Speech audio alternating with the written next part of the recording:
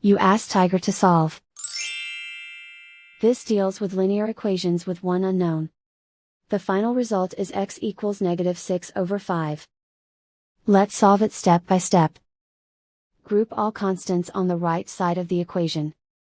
Subtract 1 from both sides. Simplify the arithmetic.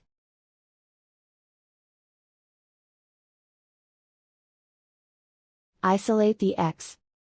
Multiply both sides by inverse fraction 6/5. Group like terms. Multiply the coefficients. Simplify the fraction. Remove the ones. And so the final result is x equals -6/5.